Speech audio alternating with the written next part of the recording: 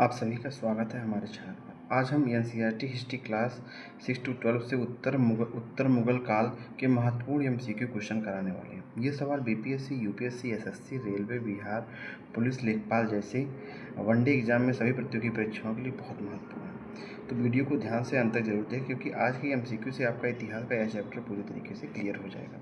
चलिए शुरू करते हैं उत्तर मुगल काल के महत्वपूर्ण एमसीक्यू। हमारा पहला क्वेश्चन है, मुगल उत्तराधिकार के युद्ध के संदर्भ में विचार कीजिए। इसमें ऑप्शन है 1710 ईस्वी में औरंगजेब की मृत्यु के उपरांत मुगल उत्तराधिकार का युद्ध प्रारंभ हुआ, जिसमें औरंगजेब के 3 पुत्रों में संघर्ष हुआ। उत्तराधिकार के युद्ध में विजयी हुए राजकुमार ने बहादुर शाह की उपाधि धारण की। कमजोर उत्तराधिकार नेतृत्व के कारण बुंदेलखंड, रोहिलखंड आदि क्षेत्रों में लगातार विद्रोह की घटनाएं उभरी। उपरोक्त में से कितने कथन सत्य हैं? इसमें 2 कथन सत्य हैं, दूसरा और तीसरा कथन सही है। उत्तराधिकार के युद्ध में विजयी हुए राजकुमार ने बहादुर शाह की उपाधि धारण की। कमजोर उत्तराधिकार नेतृत्व के कारण बुंदेलखंड, रोहिलखंड आदि क्षेत्रों में लगातार विद्रोह की घटनाएं घटी। लेकिन जो हमारा पहला ऑप्शन है 1710 ईस्वी में, लेकिन औरंगजेब की मृत्यु जो हुई थी वो 1707 ईस्वी में हुई थी। कब हुई थी? 1707 ईस्वी में। 1707 ईस्वी में औरंगजेब की मृत्यु के उपरांत मुगल उत्तराधिकार का युद्ध आरंभ हुआ था, ना कि 1710 ईस्वी में। हमारा अगला क्वेश्चन है, मुगल शासक बहादुर शाह के संबंध में कौन सा कथन सत्य है? उसने समझौते तथा मेल मिलाप की नीति अपनाई तथा औरंगजेब द्वारा अपनाई गई संकीर्णतावादी नीतियों में से कुछ को बदल दिया। इसके शासनकाल में मंदिरों को नष्ट नहीं किया गया। सी, ए और बी दोनों। डी ऑप्शन है, उसने मराठा सरदारों के प्रति गहरे मेल मिलाप की नीति अपनाई तथा उन्हें दक्कन के सरदेशमुखी तथा चौथे वसूलने का अधिकार दे दिया। तो इसमें हमारा सी ऑप्शन सही है। इसमें हमारा सी ऑप्शन सही है। उसने समझौते तथा मेल मिलाप की नीति अपनाई तथा औरंगजेब द्वारा अपनाई गई संकीर्णतावादी नीतियों में से कुछ को बदल दिया। इसके शासनकाल में मंदिरों को नष्ट नहीं किया गया। लेकिन जो हमारा डी ऑप्शन है, उसने मराठा सरदारों के प्रति गहरे मेल मिलाप की नीति अपनाई तथा उन्हें दक्कन की सरदेशमुखी में चौथे वसूलने का अधिकार नहीं दिया था। चौथे वसूलने का जो अधिकार था वो नहीं दिया था, इसलिए हमारा डी ऑप्शन नहीं है, सी ऑप्शन सही हो गया। अगला क्वेश्चन है, निम्न में से कौन से कथन सत्य हैं? बहादुर शाह की मृत्यु के बाद यह हुए गृह युद्ध में उसका एक कम काबिल बेटा जहांदार शाह विजयी हुआ।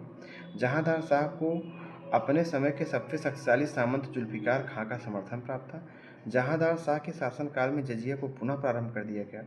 जहांदार शाह के काल में आमेर के राजा जयसिंह को मिर्जा रजा सवाई की पदवी दी गई और गुजरात का सूबेदार नियुक्त किए गए। इसमें हमारा ए ऑप्शन भी सही है, बी ऑप्शन भी सही है और हमारा डी ऑप्शन सही है। लेकिन इसमें हमारा सी ऑप्शन गलत है, क्योंकि जहांदार शाह के शासनकाल में जजिया कर को समाप्त कर दिया गया था, ना कि प्रारंभ किया गया था। इसमें समाप्त कर दिया गया था, प्रारंभ नहीं किया गया था। हमारा अगला क्वेश्चन है, मोहम्मद शाह के संदर्भ में दिया गया है। 1739 ईस्वी में अफगान आक्रमणकारी अहमद शाह अब्दाली द्वारा इसके शासनकाल में उत्तर भारत में आक्रमण शुरू हुए। दूसरा ऑप्शन है, मोहम्मद शाह तथा नादिर शाह के मध्य करनाल का युद्ध हुआ था। तीसरा ऑप्शन है, मोहम्मद शाह के शासन की समाप्ति 1750 ईस्वी में इसकी मृत्यु के साथ हुई। तो इसमें कितने कथन सत्य हैं? इसमें हमारा बी ऑप्शन सही है। इसमें 2 कथन सत्य हैं। कौन कौन से? कितने कथन सत्य हैं? इसमें सिर्फ एक कथन सत्य है। हमारा ए ऑप्शन गलत है, केवल पहला सही है। इसमें केवल एक कथन सत्य है, पहला और तीसरा तो असत्य है। पहला और तीसरा असत्य है। लेकिन मोहम्मद शाह तथा नादिर शाह के मध्य करनाल में युद्ध हुआ था, ये हमारा फिर, क्योंकि मोहम्मद शाह के समय नादिर शाह द्वारा आक्रमण किया गया था, ना कि अहमद शाह अब्दाली द्वारा। मोहम्मद शाह की मृत्यु 1748 ईस्वी में हुई थी। कब हुई थी? 1748 ईस्वी में। 1748 ईस्वी में थी इसकी मृत्यु के पश्चात इसके शासन का अंत हो गया था। इसमें हमारा कौन सा ऑप्शन सही है? ए ऑप्शन हमारा सही है। इसमें हमारा ए ऑप्शन सही है। हमारा अगला क्वेश्चन है, जहांदार शाह के संबंध में। जहांदार शाह के समय में शासन का संचालन मुख्यतः जुल्फिकार खां के हाथों में था, जिसने शासन संचालन में मराठे तथा राजपूतों के साथ मैत्रीपूर्ण नीति अपनाई। जहांदार के काल में सुलह नीति के अंतर्गत संस्थागत ढांचे में हिस्सेदार व्यक्तियों को शामिल किया गया। जुल्फिकार खां ने आर्थिक सुलह के तहत स्थानीय सरदारों की संतुष्टि के लिए खुलकर जागीरें बांटी। उपरोक्त में से कितने कथन सही हैं? इसमें हमारा 2 कथन सही है, पहला और दूसरा सही है। जहांदार शाह के समय में शासन का संचालन मुख्यतः जुल्फिकार खां के हाथों में था, जिसने शासन संचालन में मराठा तथा राजपूतों के साथ मैत्रीपूर्ण नीति अपनाई। और दूसरा ऑप्शन, जहांदार के काल में सुलह नीति के अंतर्गत संस्थागत ढांचे में हिस्सेदार शक्तियों को शामिल किया गया। इसमें हमारा सही ऑप्शन है बी, केवल 2। लेकिन जो हमारा तीसरा ऑप्शन है ये सही नहीं है, क्योंकि जुल्फिकार खां ने कमजोर अर्थव्यवस्था में के सुधार के लिए जागीर के बंटवारे को सीमित कर दिया था। जागीर के बंटवारे को सीमित कर दिया था। हमारा अगला क्वेश्चन है, मुगल अर्थव्यवस्था के बारे में विचार करना है। मुगल अर्थव्यवस्था के पतन में इजारेदारी की व्यवस्था की भूमिका रही। जहांदार शाह के काल में इजारेदारी व्यवस्था का प्रारंभ हुआ, जो उत्तर मुगल में प्रचलित ठेकेदारी व्यवस्था थी। यह व्यवस्था टोडर माल की भू राजस्व व्यवस्था के समान थी। उपर्युक्त में से कितने कथन सही हैं? इसमें हमारा सी ऑप्शन सही है, तीनों ही सही हैं। मुगल अर्थव्यवस्था के पतन में इजारेदारी की व्यवस्था की भूमिका रही। जहांदार शाह के काल में इजारेदारी व्यवस्था का प्रारंभ हुआ, हमारा ये भी सही है। और तीसरा ऑप्शन, यह व्यवस्था टोडर माल की भू राजस्व व्यवस्था के समान थी, हमारा ये भी सही है। हमारा अगला क्वेश्चन है, उत्तर मुगल काल में राजा बनाने वाले किंग मेकर की भूमिका में रहे सैयद बंधुओं में शामिल थे अब्दुल्ला खां, हुसैन अली खां, शहबानी खां तथा वाहद अली खां।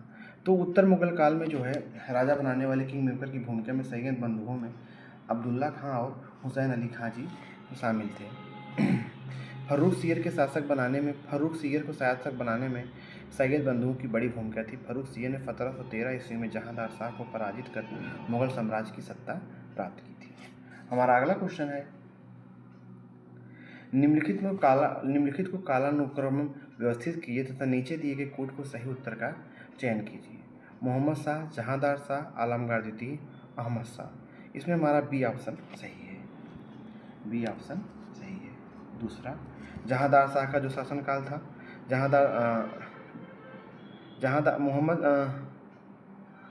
इसमें जो है जहांदार का शासनकाल 1712 से 1713 ईस्वी था। और जो है मोहम्मद शाह का जो शासनकाल था वो था 1719 से 1748। और जो है इसके बाद अहमद शाह का जो शासनकाल था वो 1748 से 1754 था। और जो है आलमगीर द्वितीय का शासनकाल जो था वो 1754 से 1759 था। 1754 से 1759 था। यानी पहले जो है सबसे पहले जहांदार शाह का शासनकाल था, फिर जो है मोहम्मद शाह का था, फिर अहमद शाह था, फिर आलमगीर द्वितीय का था। हमारा अगला क्वेश्चन है, निम्नलिखित कथनों पर विचार कीजिए। मुर्शिद कुली खां औरंगजेब के मातहत बंगाल का दीवान था। मोहम्मद शाह ने उसे बंगाल का सूबेदार बना दिया। वह अपनी राजधानी मध्य बंगाल के एक स्थान पर ले गया जिसे उसने मुर्शिदाबाद नाम दिया। उसने और उसके उत्तराधिकारी नवाबों ने बंगाल, बिहार और उड़ीसा पर स्वतंत्र शासकों की तरह शासन किया। इसमें हमारा कौन सा ऑप्शन सही है? इसमें हमारा पहला ऑप्शन सही है।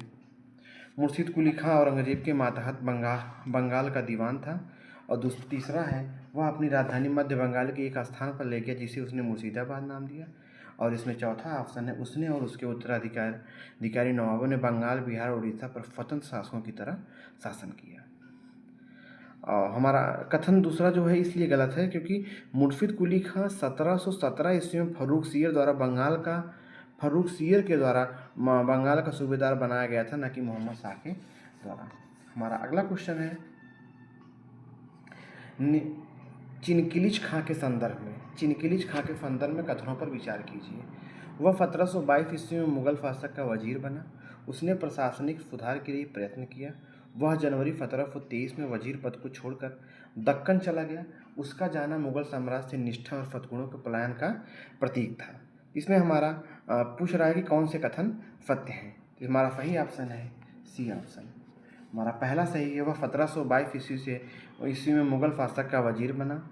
उसने प्रशासनिक सुधार के लिए प्रयत्न किया। और चौथा ऑप्शन, उसका जाना मुगल साम्राज्य से निष्ठा और सद्गुणों के पलायन का प्रतीक था। लेकिन जो हमारा तीसरा ऑप्शन है, क्योंकि चिनकिलिच खां जनवरी 1723 में नहीं बल्कि अक्टूबर 1724 में वजीर का पद छोड़कर दक्कन चला गया था। कब? 1724 में। हमारा अगला क्वेश्चन है, निम्नलिखित का शासकों का जो है मिलान करना है। शाह आलम द्वितीय का शासनकाल कब है और कितने युग्म सही नहीं है पूछ रहा है। तो इसमें जो है हमारा जो सही ऑप्शन है पहला, दूसरा, तीसरा तीनों ही नहीं सही है, सही नहीं है पहला, दूसरा, तीसरा। लेकिन फर्रुख सियर का जो शासनकाल था 1713 से 1719 ये हमारा सही है। लेकिन शाह आलम जो द्वितीय का शासनकाल है वो 1806 से 1837 नहीं है। शाह आलम का शासनकाल 1759 से 1759 से 1806 है। 1759 से कब है? 1806। और अकबर द्वितीय का जो शासनकाल था, अकबर द्वितीय का शासनकाल जो था वो 1806 से 1837 है। कब है? 1806 से 1837 है अकबर द्वितीय का शासनकाल।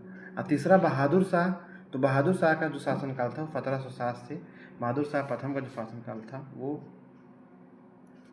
1707 से 1712 था।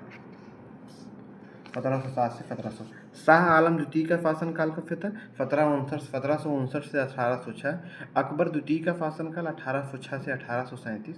और बहादुर शाह का शासनकाल, बहादुर शाह प्रथम का शासनकाल 1707 से 1712 था। अगला क्वेश्चन है, इसमें हमारा सी ऑप्शन सही है। अगला क्वेश्चन है, निम्नलिखित युगों में से कौन सा युग सुमेलित नहीं है पूछ रहा है। नादिर शाह का उत्तरी भारत के मैदान में प्रवेश कब हुआ? और नादिर शाह तथा मुगल सेना के मध्य करनाल में युद्ध, मोहम्मद शाह के शासन का अंत, पानीपत का तीसरा युद्ध। तो इसमें दिया है कौन सा सुमेलित नहीं है। इसमें हमारा सी ऑप्शन तीसरा और चौथा, तीसरा और चौथा जो है ये सही नहीं सुमेलित है, क्योंकि मोहम्मद शाह की जो मृत्यु है वो 1748 ईस्वी में हुई है। तो इसकी मृत्यु के साथ ही उसके शासन का भी अंत हो गया। कब? 1748। और पानीपत का जो तीसरा युद्ध है, पानीपत का तीसरा युद्ध 1556 ईस्वी में नहीं बल्कि 1761 ईस्वी में हुआ। कब हुआ है? 1761 ईस्वी में। तो हमारा जो है बाकी नादिर शाह के उत्तरी भारत का मैदान में 1738 से 39 ईस्वी के मध्य सही है। नादिर शाह तथा मुगल सेना के मध्य करनाल में युद्ध हमारा ये भी सही है। यानी इसमें हमारा जो है सी ऑप्शन सही है। सी ऑप्शन तीसरा और चौथा, मोहम्मद शाह के शासन का अंत 1748 और पानीपत का तीसरा युद्ध 1761। हमारा अगला क्वेश्चन है, निम्नलिखित कथनों पर विचार कीजिए और कितने इसमें सही है बताना है। करनाल के युद्ध में मोहम्मद शाह को नादिर शाह से हार का सामना करना पड़ा। नादिर शाह ने दिल्ली पर अधिकार करके यहाँ के नागरिकों के साथ सद्व्यवहार प्रदर्शित किया। दिल्ली से वापस जाते समय प्रसिद्ध कोहिनूर हीरा तथा शाहजहाँ का रत्न जड़ित मयूर सिंहासन तख्ते हाउस भी लूट ले गया। उसने मोहम्मद शाह को सिंधु नदी के पूर्व के साम्राज्य के क्षेत्रों को उसी देने के लिए बाध्य किया। इसमें हमारा बी ऑप्शन सही है। पहला और इसमें केवल दो कथन सही है, पहला और तीसरा। पहला और तीसरा कथन हमारा सही है। करनाल के युद्ध में मोहम्मद शाह को नादिर शाह से हार का सामना करना पड़ा। दिल्ली से वापस जाते समय प्रसिद्ध कोहिनूर हीरा तथा शाहजहाँ का रत्न जड़ित मयूर सिंहासन तख्ते हाउस भी लूट ले गए। जबकि हमारा दूसरा और चौथा जो ऑप्शन है वो गलत है, क्योंकि नादिर शाह ने दिल्ली पर आक्रमण कर अपार धन लूटा तथा बहुत से कत्लेआम किए और दिल्ली से वापस जाते समय प्रसिद्ध कोहिनूर हीरा और शाहजहाँ का रत्न जड़ित मयूर सिंहासन तख्ते हाउस भी अपने साथ ले गया। और जबकि दूसरा और चौथा नहीं सही है, क्योंकि नादिर शाह ने दिल्ली पर आक्रमण कर अपने कुछ सैनिकों की हत्या का बदला लेने के लिए नागरिकों के साथ बहुत बुरा व्यवहार किया था नादिर शाह ने। और दिल्ली से वापस जाते समय मोहम्मद शाह को सिंधु नदी के जो है पश्चिम साम्राज्य के क्षेत्रों को उसे नादिर शाह देने के लिए बाध्य किया था, न कि पूर्वी साम्राज्य को। यहाँ कहाँ दिया था? पश्चिम। और इधर जो है सद्व्यवहार नहीं था, बहुत गंदा व्यवहार किया था। हमारा अगला क्वेश्चन है 17 कथन जो है और कथन 1739 ईस्वी में ईरानी आक्रमणकारी नादिर शाह द्वारा दिल्ली पर आक्रमण कर पंजाब के उपजाऊ क्षेत्र तथा साम्राज्य का विस्तार करना तथा संपूर्ण भारतीय उपमहाद्वीप पर नियंत्रण को सुनिश्चित करना था। दूसरा ऑप्शन है, नादिर शाह के पश्चात अहमद शाह अब्दाली ने भारत पर 5 बार आक्रमण किया। तो इसमें कथन पहला और दूसरा दोनों सही हैं, या कथन दूसरा कथन फर्स्ट की सही व्याख्या है। बी ऑप्शन है कथन फर्स्ट और सेकंड दोनों सही है, परंतु सेकंड और कथन फर्स्ट का सही व्याख्या नहीं है। सी ऑप्शन है कथन फर्स्ट सही है किंतु कथन सेकंड गलत है। डी ऑप्शन है कथन फर्स्ट गलत है किंतु कथन सेकंड सही है। इसमें हमारा डी ऑप्शन ही सही है। कथन फर्स्ट गलत है किंतु कथन जो पहला जो है फर्स्ट वाला सही है। कथन फर्स्ट गलत है जो दूसरा वाला हमारा सही है। 1739 में ईरानी आक्रमणकारी नादिर शाह द्वारा दिल्ली पर किए गए आक्रमण का मुख्य उद्देश्य भारत की अपार धन संपदा को लूटना था, न कि साम्राज्य का विस्तार करना था। अपार धन संपदा को लूटना था भाई। और नादिर शाह के आक्रमण के पश्चात अहमद शाह अब्दाली को आक्रमणों का तांता लगा रहा। उसने 1748 से 1761 के बीच 5 बार उत्तरी भारत पर आक्रमण किया और लूटपाट मचाई थी। बी ऑप्शन सही था। हमारा अगला क्वेश्चन है तथ्य और उनसे संबंधित वर्ष हैं। इसमें पूछ रहा है कि कौन सा युग सही सुमेलित नहीं है। तो शाह आलम द्वितीय 1759 शाह आलम द्वितीय द्वारा ईस्ट इंडिया कंपनी के विरुद्ध लड़ाई की घोषणा 1772। शाह आलम द्वितीय मराठों के संरक्षण में ब्रिटिश आश्रय छोड़कर दिल्ली वापसी। अंग्रेजों द्वारा दिल्ली पर आधिपत्य। अहमद शाह अब्दाली द्वारा भारत पर आक्रमण कब हुआ। तो दूसरा और तीसरा हमारा नहीं सही। कौन सा? दूसरा और तीसरा नहीं सही है, पहला सही है। अहमद शाह अब्दाली का भारत पर आक्रमण कब हुआ? 1748। और अंग्रेजों द्वारा दिल्ली पर आधिपत्य कब हुआ? 1803 में। लेकिन जो हमारा दूसरा और तीसरा ऑप्शन है वो हमारा गलत है, क्योंकि शाह आलम द्वितीय जो है 1759 ईस्वी में सत्ता पर आसीन हुआ। उसने 1764 ईस्वी में बंगाल के मीर कासिम मरवत के नवाब सुजाउद्दौला के साथ मिलकर अंग्रेजी ईस्ट इंडिया कंपनी के विरुद्ध युद्ध की घोषणा कर दी थी। यह युद्ध बक्सर के युद्ध के रूप में भारतीय इतिहास में प्रसिद्ध है। और हमारा तीसरा जो ऑप्शन था, बक्सर के युद्ध में पराजित हो जाने के पश्चात शाह आलम द्वितीय कई वर्षों तक इलाहाबाद जो अब प्रयागराज में ईस्ट इंडिया कंपनी की पेंशन भोगी बनकर रहा। लेकिन वह 1772 ईस्वी में मराठों के संरक्षण में ब्रिटिश आश्रय छोड़कर दिल्ली वापस लौट आया था। 1772 ये कब हुआ था? 1772। और जो है वो कब हुआ था? 1759 से 1764। हमारा अगला क्वेश्चन है मुगल साम्राज्य के पतन के परिणाम के बारे में कौन सा कथन सत्य नहीं है। इसके परिणाम स्वरूप अंग्रेजों के लिए भारत पर नियंत्रण का मार्ग प्रशस्त हुआ। मुगलों के पतन के पश्चात अन्य भारतीय क्षेत्रीय शक्तियों ने मुगलों की विरासत का दावा किया तथा इन शक्तियों से मिलकर अंग्रेजों के लिए एक नई चुनौती पेश की। मुगलों के पतन के पश्चात कोई ऐसी शक्ति नहीं बची थी जो अंग्रेजों को कठिन चुनौती दे सके। मुगल साम्राज्य के पतन ने शताब्दियों पुराने सामाजिक आर्थिक ढांचे के स्थान पर एक औपनिवेशिक ढांचा स्थापित किया। तो कह रहा है कौन सा कथन सही नहीं। इसमें हमारा बी ऑप्शन नहीं सही। हमारा पहला ऑप्शन सही है। इसके परिणामस्वरूप अंग्रेजों के लिए भारत पर नियंत्रण का मार्ग प्रशस्त हुआ। मुगलों के पतन के पश्चात ऐसी कोई शक्ति नहीं बची थी जो अंग्रेजों को कठिन चुनौती दे सके। मुगल साम्राज्य के पतन ने शताब्दियों पुराने सामाजिक आर्थिक ढांचे के स्थान पर एक औपनिवेशिक ढांचा स्थापित कर दिया। लेकिन जो हमारा बी ऑप्शन है, क्योंकि मुगल साम्राज्य के पतन के पश्चात भारतीय शक्तियों में से किसी भी क्षेत्रीय शक्ति ने मुगलों की विरासत का दावा नहीं किया, जिसके परिणामस्वरूप अंग्रेजों को भारत में सत्ता स्थापित करने और किसी भी महत्वपूर्ण चुनौती का सामना नहीं करना पड़ा था। अगला क्वेश्चन हमारा है कथन अकबर के काल में शुरू मनसबदारी व्यवस्था शाहजहां के काल में अपने सर्वोच्च पायदान पर थी। उसने मुगल साम्राज्य को सुदृढ़ आधार दिया। इसमें दूसरा है कथन प्रशासनिक सुविधा के दृष्टिकोण से विकसित मनसबदारी व्यवस्था ने मुगल साम्राज्य के प्रशासन को ही कमजोर कर दिया। इसमें पूछ रहा है कि कौन सा कथन सही है। इसमें हमारा कथन दूसरा सही है। कथन दूसरा सही है। प्रशासनिक सुविधा के दृष्टिकोण से विकसित मनसबदारी व्यवस्था ने मुगल साम्राज्य के प्रशासन को ही कमजोर कर दिया। लेकिन हमारा जो फर्स्ट कथन है वो गलत है, क्योंकि मनसबदारी व्यवस्था ने मुगल प्रशासन को कमजोर कर दिया था, जिसने मुगल शासन का पतन अवश्य भावी हो गया। मनसबदारी व्यवस्था के कारण केंद्रीय सत्ता कमजोर हो गई। हमारा अगला क्वेश्चन है, इसमें हमारा डी ऑप्शन सही है। अगला क्वेश्चन हमारा है मुगल साम्राज्य के पतन के संबंध में विचार कीजिए। मुगल दरबार सरदारों के बीच गुटबाजी और झगड़ों का केंद्र बन गया। सूबेदार स्वतंत्र आचरण करने लगे। मराठों के आक्रमण पश्चिमोत्तर सीमा प्रांत तक होने लगे। इसमें हमारा ए ऑप्शन ही सही है। ए ऑप्शन सही है। पहला और दूसरा सही है। पहला और दूसरा। मुगल दरबार सरदारों के बीच गुटबाजी और झगड़ों का केंद्र बन गया। सूबेदार स्वतंत्र आचरण करने लगे थे। लेकिन जो हमारा तीसरा ऑप्शन है वो गलत है। क्यों? क्योंकि मराठों के आक्रमण दक्कन से लेकर गंगा घाटी के मैदानों तक होने लगे थे, जहाँ तक मुगल शासन का क्षेत्र था। तो हमारा अगला क्वेश्चन है, मुगल साम्राज्य के पतन में किसने महत्वपूर्ण भूमिका का निर्वहन किया?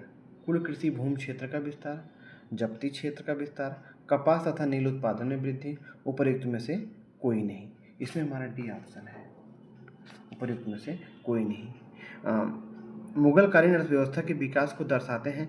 ये जो है ये तीनों हमारे ए बी सी ऑप्शन मुगलकालीन अर्थव्यवस्था के विकास को दर्शाते हैं, न कि मुगल साम्राज्य के पतन को। मुगल साम्राज्य के पतन का कारण आर्थिक व्यवस्था से अधिक राजनीतिक अदूरदर्शिता से संबंधित था। राजनीतिक अदूरदर्शिता। बाकी कुल कृषि भूमि क्षेत्र का विस्तार जो था ये तो उसका जो है विकास की अर्थव्यवस्था को दर्शा रहे थे। हमारा अगला क्वेश्चन है, मुगल साम्राज्य के पतन में किन कारकों ने महत्वपूर्ण भूमिका निभाई? खेतिहर समुदाय और जमींदार क्रमशः सामान्य जातियों, शूद्र और ऊंची जातियों के थे। अस्पृश्य जातियों को भूमिहीन बना दिया गया। अस्पृश्य लोग नए गांव बसाकर रहने लगे। इसमें हमारा जो है सी ऑप्शन सही है, हमारा पहला और दूसरा। खेतिहर समुदाय और जमींदार क्रमशः सामान्य जातियों, शूद्र और ऊंची जातियों के थे। अस्पृश्य जातियों को भूमिहीन बना दिया गया। लेकिन जो हमारा तीसरा ऑप्शन है वो गलत है, क्योंकि मुगल काल में अस्पृश्य लोग को नए गांव बसाकर भूमि का स्वामित्व प्राप्त करने में असफल रहे थे, अर्थात वे भूमिहीन बने रहे और मरे पशुओं की खाल उतारने तथा रस्सी बनाने जैसे कार्यों में ही लगे रहे। हमारा अगला क्वेश्चन है, मुगल साम्राज्य के पतन के दौरान जमींदारों की स्थिति के संबंध में निम्नलिखित कथनों पर विचार कीजिए और बताइए कौन से कथन सत्य हैं। जमींदारों के प्रति मुगलों की नीति अंतर्विरोधपूर्ण थी। उन्हें साम्राज्य की आंतरिक स्थिरता के लिए खतरा माना जा रहा था। उन्हें स्थानीय प्रशासन के कार्य से जोड़ने की कोशिश की जा रही थी। उपर्युक्त कथनों में से कौन सा कथन सत्य है? इसमें हमारा डी ऑप्शन सही है। इसमें पहला भी सही है, जमींदारों के प्रति मुगलों की नीति अंतर्विरोधपूर्ण थी। उन्हें साम्राज्य की आंतरिक स्थिरता के लिए खतरा माना जा रहा था। और सी ऑप्शन है, उन्हें स्थानीय प्रशासन के कार्य से जोड़ने की कोशिश की जा रही थी। हमारा अगला क्वेश्चन है, प्रशासनिक स्तर पर सरदारों की गुटबाजी से हुए मुगल साम्राज्य के पतन को इतिहासकारों ने कौन सा संकट कहा है? प्रशासनिक स्तर पर सरदारों की गुटबाजी से हुए मुगल साम्राज्य के पतन को इतिहासकारों ने कौन सा संकट कहा है? जागीरदारी व्यवस्था पर संकट, रैयतवाड़ी व्यवस्था का संकट, मनसबदारी व्यवस्था का संकट, महलवाड़ी व्यवस्था का संकट। इसमें हमारा ए ऑप्शन सही है, जागीरदारी व्यवस्था का संकट। हमारा अगला क्वेश्चन है, जागीरदारी संकट मुगल सत्ता के पतन के लिए जिम्मेदार कारकों में से एक कारक है।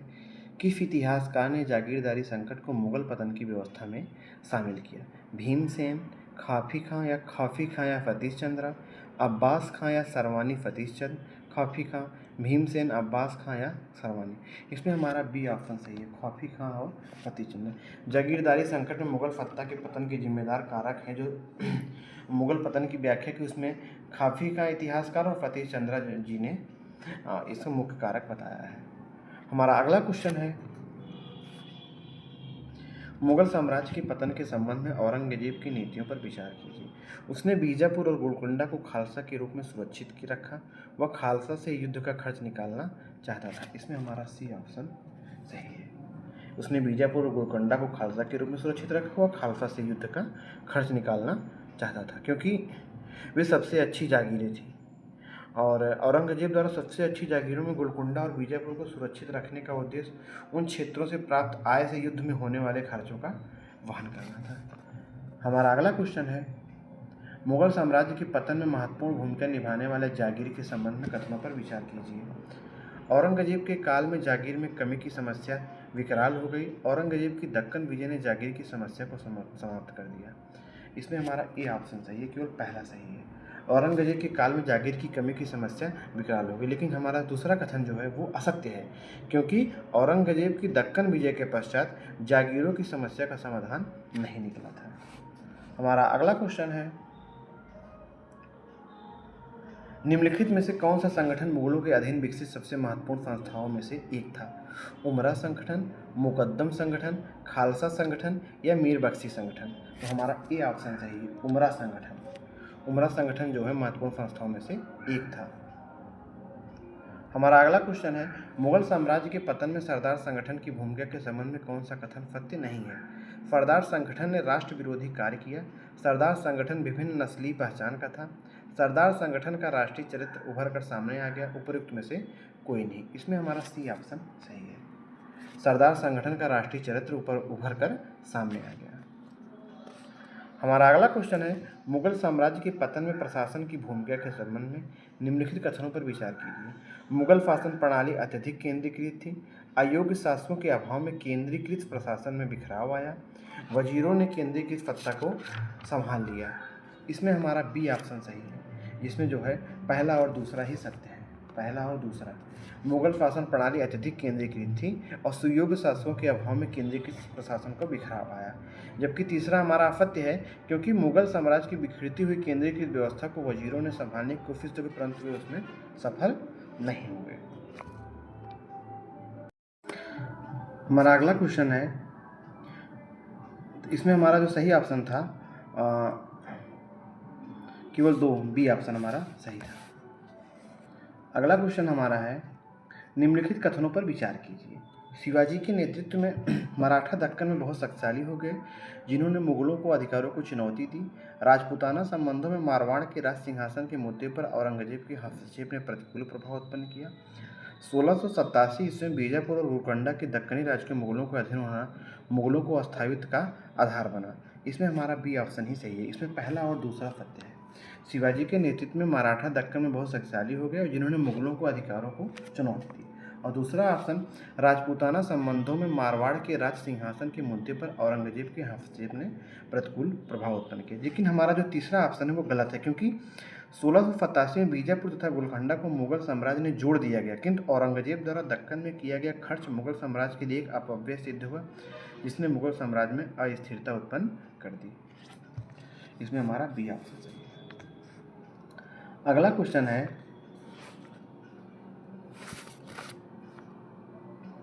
मुगल साम्राज्य के पतन के संबंध में विचार कीजिए। औरंगजेब मराठा समस्या को हल करने में विफल रहा। उसने कई मराठा सरदारों को मनसब दिए। मराठों के विरुद्ध दक्कनी राज्यों के साथ गठबंधन सफल रहा। इसमें हमारा ए ऑप्शन सही है। औरंगजेब मराठा समस्या को हल करने में विफल रहा।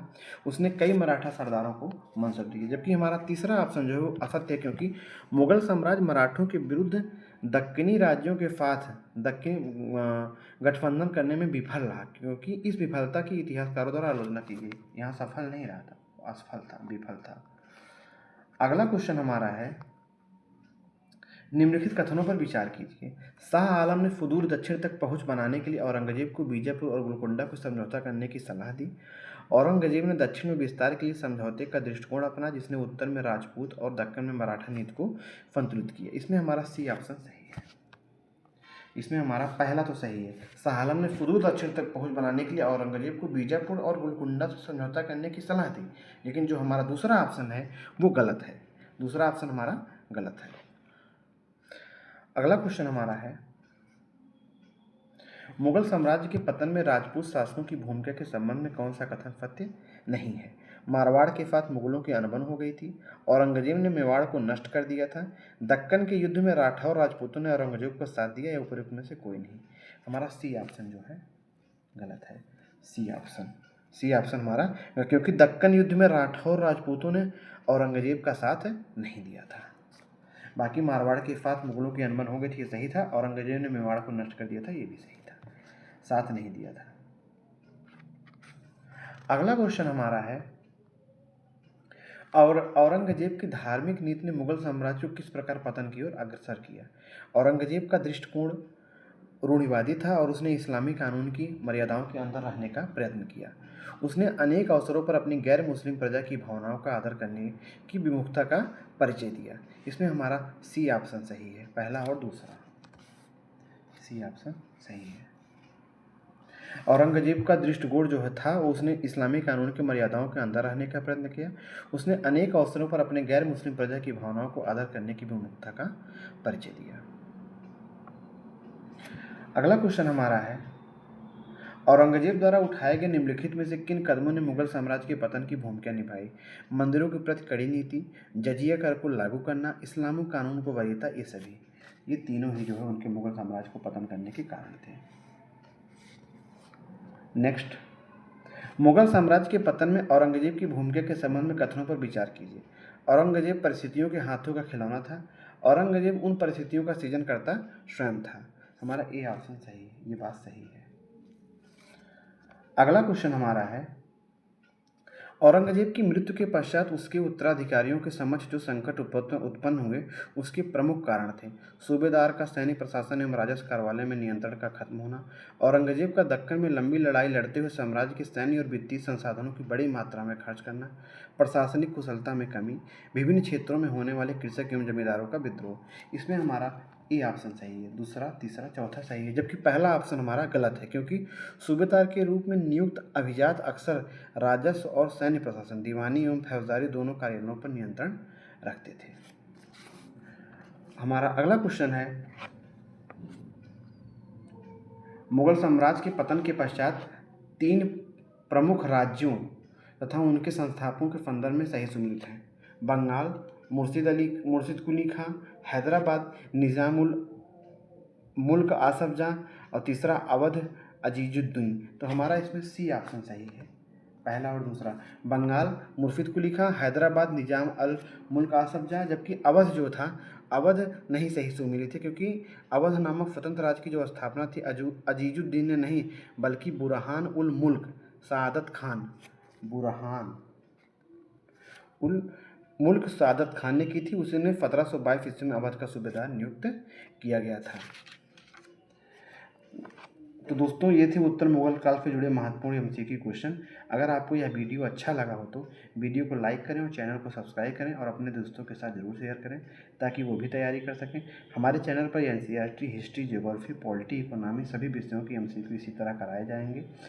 अगले वीडियो में एनसीईआरटी हिस्ट्री का अगला महत्वपूर्ण चैप्टर लेके आएंगे। तब तक के लिए धन्यवाद।